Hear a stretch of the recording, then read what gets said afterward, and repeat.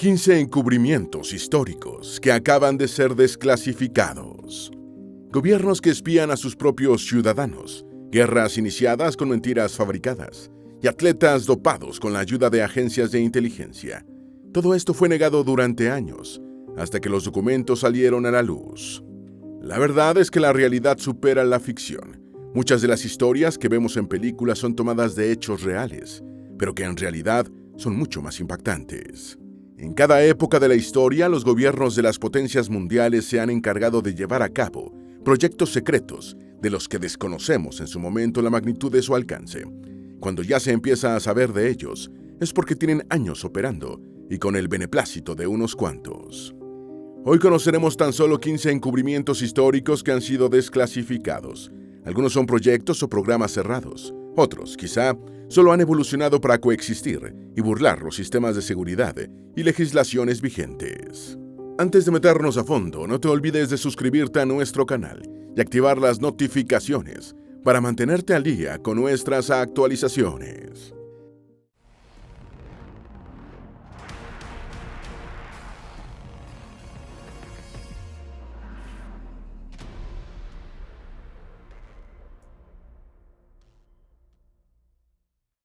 Número 1. Memorándum de Downing Street, antes de la guerra de Irak en el 2003.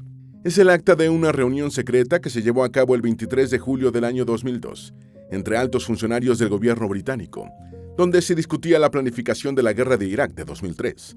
Su nombre aludía al número 10 de Downing Street, la residencia del primer ministro británico Tony Blair. Este documento fue publicado por el periodista Michael Smith en el medio británico The Sunday Times, el 1 de mayo de 2005, en las vísperas de las elecciones británicas. El periodista afirmó que este memorando era equivalente a los papeles del Pentágono, donde se expusieron las intenciones de los norteamericanos en la guerra de Vietnam. La autenticidad de este documento no se ha puesto en duda. Sin embargo, tanto el gobierno británico como el estadounidense declararon que el contenido no contempla con exactitud las posturas políticas oficiales de aquel entonces. En esa reunión participaron el jefe del Servicio Secreto de Inteligencia, MI6, Sir Richard Dearlove, el secretario de Asuntos Exteriores, Jack Straw, y el fiscal general, Lord Gosmild. Dearlove acababa de regresar de Washington, luego de estar en conversaciones con el director de la CIA, George Tenet. El memorando fue redactado por Matthew Rycroft, asesor de política exterior de Downing Street, y sintetizaba algunas declaraciones, como la de Dearlove, quien expresó que George W. Bush quería derrocar a Saddam Hussein mediante una acción militar justificada por la conjunción del terrorismo y las armas de destrucción masiva. Pero la inteligencia y los hechos estaban siendo manipulados en torno a esa política. Según lo citado en el acta, Jack Straw afirmaba que Bush había tomado la decisión de emprender una acción militar, pero que los argumentos eran débiles. Además, dijo que Irak conservaba capacidad para fabricar armas de destrucción masiva y que Saddam seguiría adoptando una postura intransigente ante la ONU. El fiscal general Lord Goldsmith señaló que sería muy difícil justificar legalmente la invasión. No obstante, aquella reunión, que derivó en el memorándum de Downing Street, se llevó a cabo meses antes de la adopción de la resolución 1441 del Consejo de Seguridad de las Naciones Unidas, que se utilizó como base legal para la invasión de Irak. La UNR 687 también constituye una base preexistente, pues demandaba que Irak se deshiciera de todo su armamento de destrucción masiva o de su capacidad para producirlo, algo que el memorándum reconoció que no había hecho. Número 2. Los papeles de Panamá liberados en el 2016. Los papeles de Panamá, más conocidos como Panama Papers, han sido la filtración masiva de datos más grande de la historia del periodismo de investigación, la cual fue expuesta en 2016 y dio a conocer el funcionamiento interno de la industria offshore a escala mundial. La información más veraz y con fuentes citadas proviene del Consorcio Internacional de Periodistas de Investigación, ICIJ, y socios de medios a nivel mundial, quienes llevaron conjuntamente la investigación. Los archivos se filtraron del desaparecido bufete de abogados panameños Mossack Fonseca, que se dedicaba a la creación de sociedades offshore y compañías inscritas en paraísos fiscales, ocultando la identidad de los propietarios. Los documentos filtrados abarcan un periodo de casi 40 años, desde el año 1977 hasta el año 2015. El expediente alberga alrededor de 11.5 millones de documentos, obtenidos de correos electrónicos, estados de cuentas bancarias, copias de pasaportes y documentos de identidad de los involucrados, así como documentos y actas de alrededor de 214.000 sociedades anónimas. La fuente anónima que filtró los documentos es conocida con el seudónimo de John Doe y fueron dados al diario alemán Süddeutsche Zeitung. Esta persona no pidió nada a cambio, salvo que garantizaran su anonimato y seguridad. El periódico alemán decidió compartir la información con el ICIJ, ya que esta organización en ocasiones anteriores había llevado a cabo investigaciones exitosas de gran envergadura y con cooperación internacional. Para realizar este trabajo, colaboraron más de 400 periodistas en distintas tareas para ordenar, clasificar, validar y analizar la información filtrada, en un trabajo coordinado que duró aproximadamente 12 meses antes de hacerse la primera publicación. Los primeros resultados de la investigación se presentaron simultáneamente el 3 de abril del 2016 en 109 medios de comunicación en 76 países, entre periódicos, canales de televisión y plataformas digitales.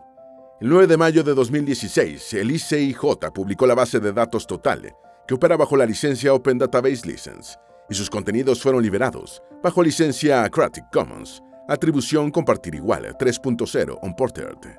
Aproximadamente hay unos 140 políticos y funcionarios públicos de todo el mundo involucrados en la industria offshore, incluyendo a 12 líderes mundiales actuales o anteriores.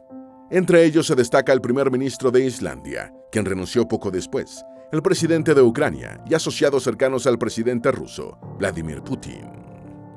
Número 3. Los disturbios de Tulsa en 1921. En Tulsa, específicamente en el distrito de Greenwood, en Estados Unidos, entre el 31 de mayo y el 1 de junio de 1921, se perpetró una matanza sin precedentes por una turba blanca enardecida. Es considerado uno de los peores disturbios de violencia en contra de una población afroamericana en la historia de Estados Unidos. Se cuenta que los atacantes incendiaron y destruyeron más de 35 manzanas del barrio en el que habitaba una de las comunidades afroamericanas más próspera de Norteamérica, conocida popularmente como Black Wall Street.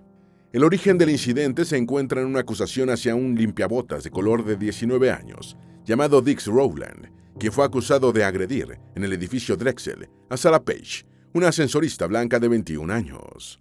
Luego de ser arrestado, se corrió el rumor de que sería linchado por una turba blanca. La agitación se produjo porque un medio local de mayoría blanca, el Tulsa Tribune, publicó un artículo sensacionalista que incitaba a la confrontación. Para proteger al limpiabotas de ser linchado, un grupo de veteranos de color de la Primera Guerra Mundial, junto con otros hombres armados del distrito de Greenwood, fueron al juzgado. Se dio una confrontación a tiros entre los hombres de color armados y la turba blanca que, llena de ira y con el apoyo indirecto o cómplice de las autoridades locales, se fue hacia Greenwood. Durante 18 horas la turba saqueó, incendió y arrasó este distrito, destruyendo más de 1.200 casas y negocios.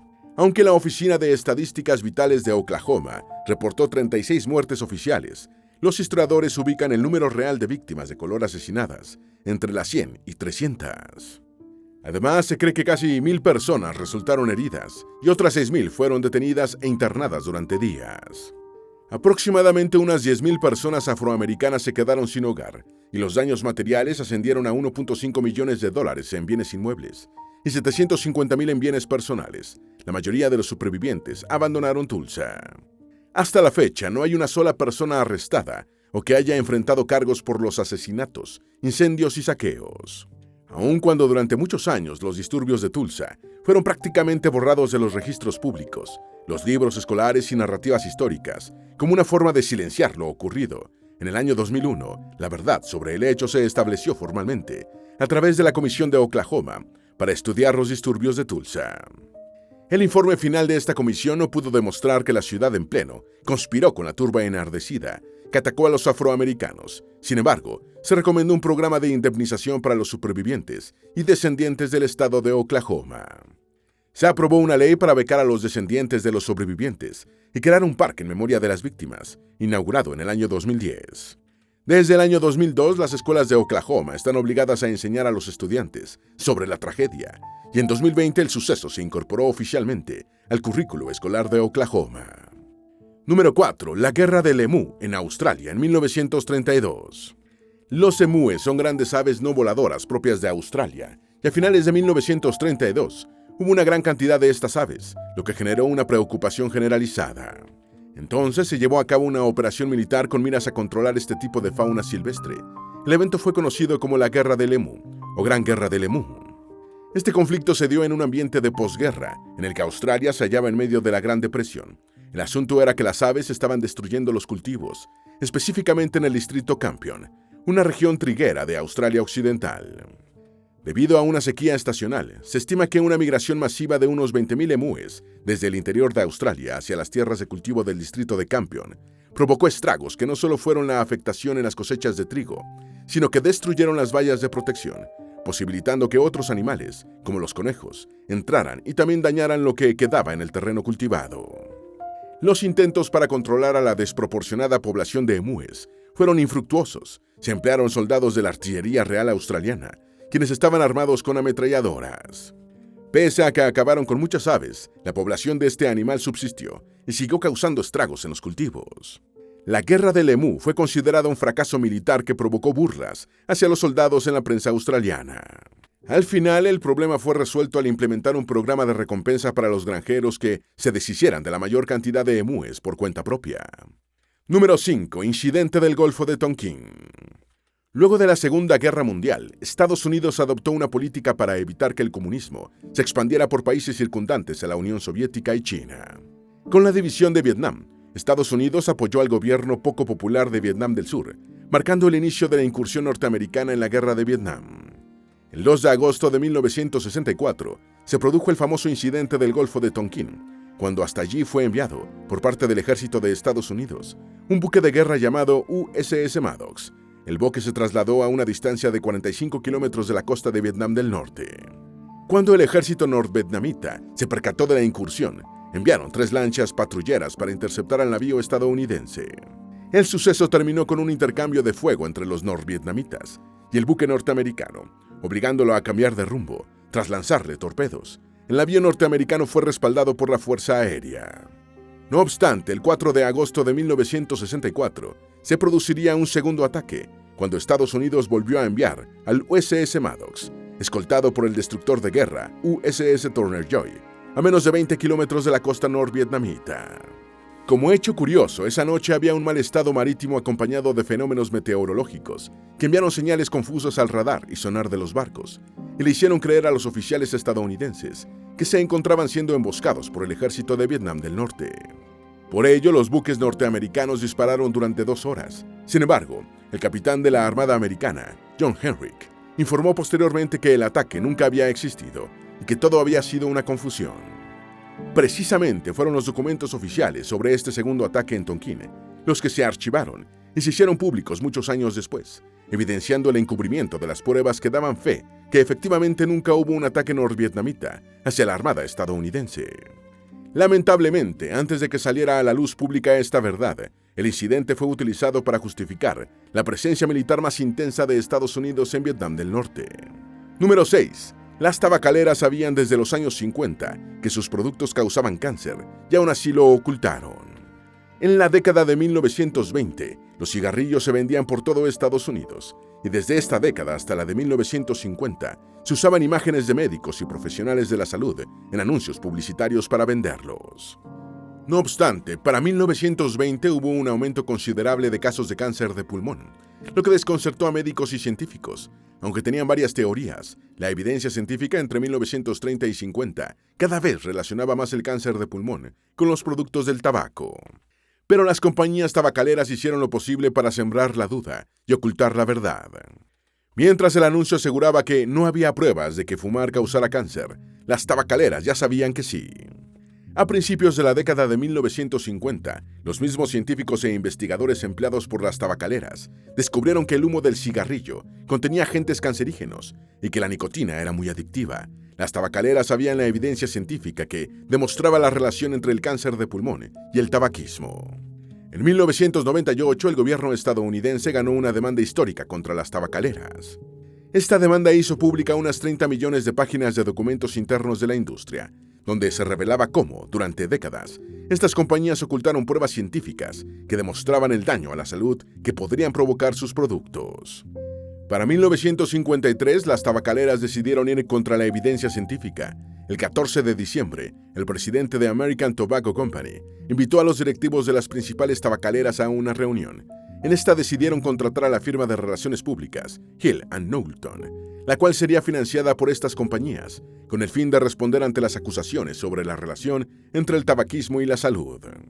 Para 1954 se hizo pública una campaña titulada Una declaración franca, que se publicó en más de 400 periódicos, con un alcance de aproximadamente 43 millones de lectores. El anuncio es considerado uno de los primeros intentos de las tabacaleras por implementar una estrategia de desinformación y engaño hacia la opinión pública. Estas tácticas aún se mantienen, pues las tabacaleras siguen difundiendo información falsa sobre los efectos del tabaco en el organismo. La Organización Mundial de la Salud, OMS, estima que el tabaco provoca la muerte de más de 8 millones de personas cada año en todo el mundo. Además, se estima que el consumo de tabaco provocó unas 100 millones de muertes en el siglo XX. Número 7. El incidente de la isla Maury.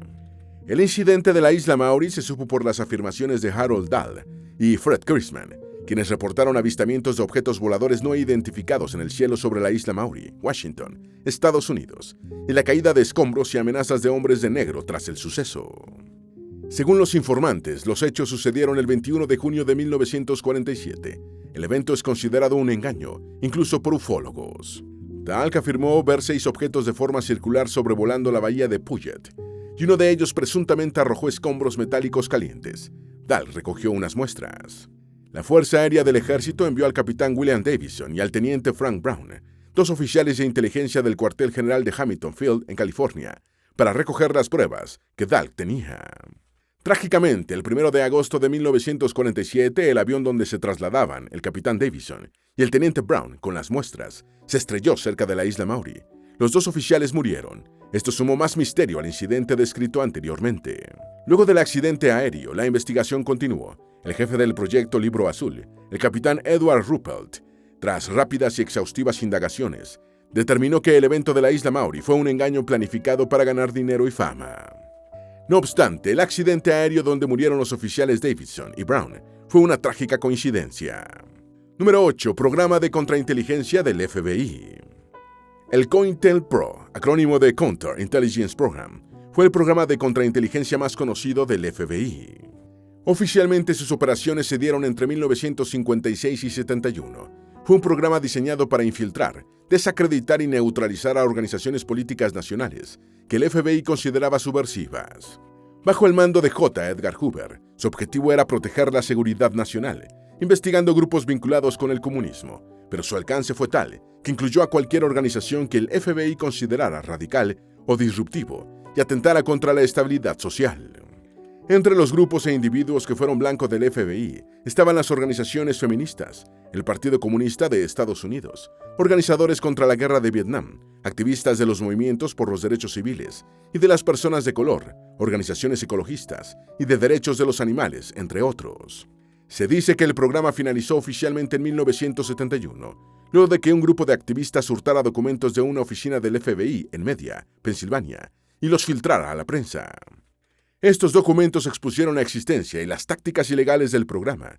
En 1975, las revelaciones llevaron a la formación de comités de investigación del Congreso, siendo el más famoso el Comité Church, liderado por el senador Frank Church. Este comité investigó los abusos, incluida la vulneración de derechos civiles por parte del FBI. El principio y fin del programa es objeto de debate, según una investigación del Senado. Si COINTELPRO hubiera sido una anomalía pasajera, los complejos problemas de motivación, técnicas y control que plantea podrían quedar relegados a la historia. No obstante, COINTELPRO existió durante años de forma puntual, antes de que se instituyeran los programas formales. Y lo que es más significativo, actividades similares a las de COINTELPRO podrían continuar hoy en día bajo el pretexto de investigación. Más aún, se afirma que muchas de las tácticas del COINTELPRO se siguen utilizando, como la guerra psicológica, la difamación mediante documentos falsificados y la difusión de informes falsos en los medios de comunicación, la hostigación, el encarcelamiento injusto, la violencia ilegal y hasta el asesinato. Número 9. La matanza de Katyn. Este evento se refiere a una serie de ejecuciones masivas de ciudadanos polacos, sobre todo oficiales del ejército e intelectuales, realizadas por la NKVD, la policía secreta de la Unión Soviética, entre abril y mayo de 1940 por orden de Stalin. Aunque los asesinatos y enterramientos también se dieron en las prisiones de la NKVD de Kalinin y Kharkov y en otros lugares, el suceso recibió su nombre del bosque de Katyn, donde en 1943 el ejército alemán halló por primera vez algunas de las fosas comunes.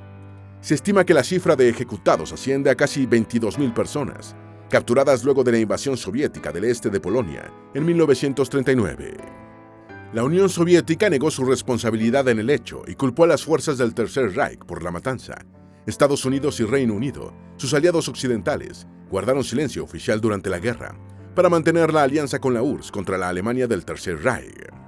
La mentira se mantuvo durante casi 50 años y en 1990 fue que Mikhail Gorbachev, último líder soviético, y luego Boris Yeltsin, presidente de Rusia, reconocieron oficialmente la responsabilidad de la Unión Soviética en la matanza.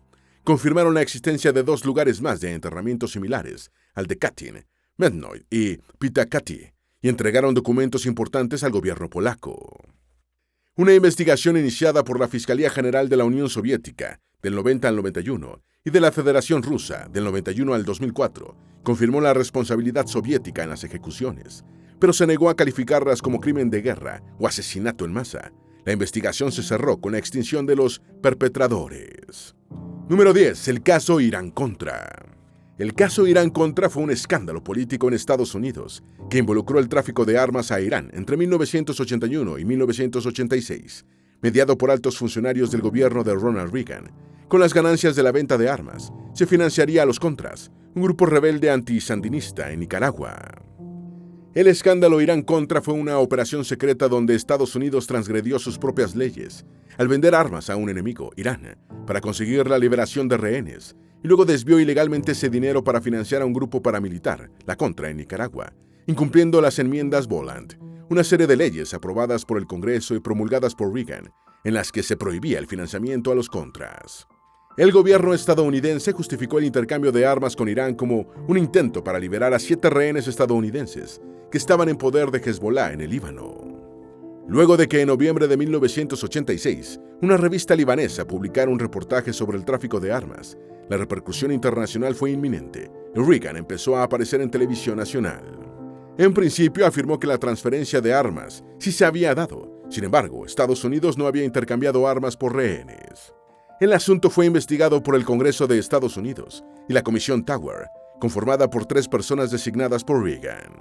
No obstante, la investigación se obstaculizó cuando funcionarios de la misma administración de Reagan ocultaron o destruyeron muchos documentos relacionados con el caso. Para marzo de 1987, un nuevo pronunciamiento de Reagan dejó clara su responsabilidad en el asunto, al declarar que todo había comenzado como una apertura estratégica hacia Irán, que desembocó en un intercambio de armas por rehenes. La investigación derivó en varias decenas de funcionarios de la administración de Reagan, acusados formalmente, entre ellos el secretario de Defensa Caspar Weinberger y el teniente coronel Oliver North. Se dictaron 11 condenas, anulándose por apelación algunas de ellas. Solo un acusado del caso Irán-Contra cumplió una condena de prisión. Otros recibieron libertad condicional y algunos, cuyos juicios estaban pendientes, fueron indultados posteriormente, en los últimos días de la presidencia de George H.W. Bush en 1992. Cuando ocurrió el escándalo, Bush era vicepresidente de Estados Unidos, lo que hizo suponer al exfiscal independiente Walsh que Bush se anticipaba a su propia implicación en el caso, por las pruebas que se hicieron públicas durante el juicio de Weinberger, observando además que se seguían repitiendo el patrón de engaño y obstrucción en la administración de Reagan. Walsh presentó su informe final el 4 de agosto de 1993, y hasta la fecha se desconoce cuál fue realmente el papel de Reagan en las transacciones del caso Irán-Contra. Mehdi Hashemi, quien filtró la información del escándalo, fue ejecutado en Irán en 1987, presuntamente por actividades ajenas al caso. Sin embargo, los analistas consideran una sospechosa coincidencia la filtración de la información y la posterior ejecución. Número 11. El dopaje encubierto apoyado por el gobierno ruso en las Olimpiadas. El escándalo del dopaje encubierto apoyado por el gobierno ruso se desató en 2014, cuando la atleta rusa Yuliya Stepanova y su esposo, Vitaly Stepanov, exfuncionario de la agencia rusa antidopaje, Rusada, mostraron evidencia de primera mano sobre el dopaje generalizado en el atletismo ruso, afirmando que las autoridades lo encubrían, La denuncia se centró principalmente en los Juegos Olímpicos de Invierno de Sochi, 2014. Según un informe, durante 4 años se ejecutó un programa de dopaje patrocinado por el Estado en casi todos los deportes olímpicos de verano e invierno. Se dio desde finales de 2011, incluyendo los preparativos para Londres 2012, y siguió durante los Juegos Olímpicos de Invierno de Sochi de 2014 hasta agosto de 2015. La Agencia Mundial Antidopaje, AMA, encargó una investigación a Richard McLaren en 2016, donde se afirma que el Ministerio de Deportes de Rusia, con ayuda de la Agencia de Seguridad Rusa, FSB, estuvo tras la manipulación de muestras de orina de sus atletas, desapareciendo las muestras positivas de dopaje. Los atletas eran dopados con un cóctel de esteroides mezclados con alcohol para que se absorbieran más rápido y el tiempo de detección fuese menor. El laboratorio antidopaje de Moscú, dirigido por Grigory Rodchenkov, era el centro de fraude para posteriormente ejecutar el intercambio de muestras. Meses antes de la competencia, los atletas rusos entregaban muestras de orina limpias y durante los Juegos las muestras contaminadas eran intercambiadas por aquellas. Posteriormente, Grigory Rodchenkov sería un denunciante clave en este caso, al afirmar haber dopado a decenas de atletas antes de los Juegos de 2014 y haber recibido ayuda de la FSB para hacer el intercambio de muestras. En las investigaciones se comprobó que los frascos habían sido manipulados de tal manera que las rasgaduras, a simple vista, no eran perceptibles por un ojo inexperto. Ante las declaraciones de Rodchenkov, que respaldaron el informe de investigación, Putin desestimó la información suministrada por una persona de reputación escandalosa y pidió a la AMA información más completa, objetiva y basada en pruebas.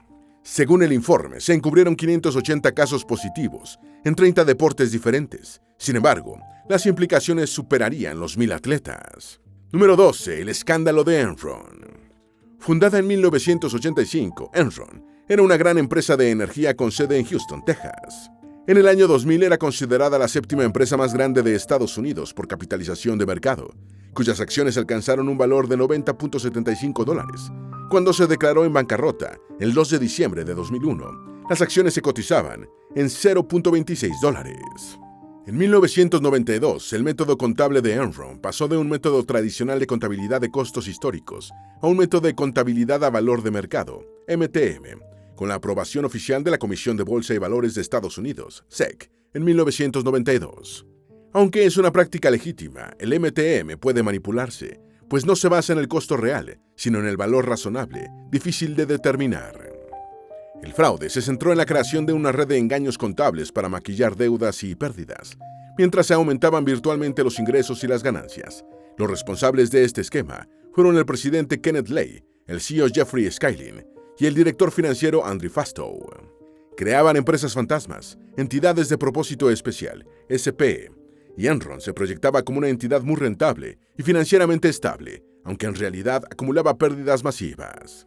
Registraban ganancias que aún no tenían, consolidándose en el mercado a base de engaños y atrayendo muchos inversionistas, vendiendo sus acciones por millones de dólares antes de saberse la verdad. A finales del año 2000, Enron registraba pérdidas de $591 millones y una deuda de $690 millones. En abril de 2001, muchos analistas cuestionaron las ganancias y la transparencia de Enron. El 2 de diciembre de 2001, Enron se declaró en bancarrota. Muchos inversores perdieron todo su dinero. Los empleados de Enron perdieron sus ahorros al invertir en planes de jubilación en la misma empresa y sus empleos. Por otro lado, en junio de 2002, la firma de auditoría Arthur Andersen fue condenada por obstrucción a la justicia al desaparecer documentos vinculados con la auditoría de Enron. Jeffrey Skilling fue condenado a más de 24 años de cárcel. Andrew Fastow se declaró culpable y fue liberado en 2011 por haber testificado en contra de sus superiores. Y Kenneth Lay fue declarado culpable de fraude y conspiración, pero murió de un infarto antes de ser sentenciado. La empresa pagó a sus acreedores más de $21.800 millones entre 2004 y 2012. Número 13. El programa de espionaje masivo expuesto por Snowden. Edward Snowden, un excontratista de la Agencia de Seguridad Nacional, NSA, de Estados Unidos, reveló en junio de 2013 un programa de espionaje masivo. Snowden filtró miles de documentos clasificados a periodistas de The Guardian y The Washington Post, donde se mostraba una inmensa infraestructura de vigilancia digital y global, ejecutada principalmente por la Agencia de Seguridad Nacional, NSA, de Estados Unidos, con la cooperación de agencias de inteligencia de otros países, como el GCHQ, del Reino Unido. El programa afectaba no solo a ciudadanos extranjeros, sino también a estadounidenses. Snowden se exilió en Rusia tras las revelaciones de 2013 y todavía enfrenta cargos de espionaje en Estados Unidos. En 2022 se le concedió la ciudadanía rusa.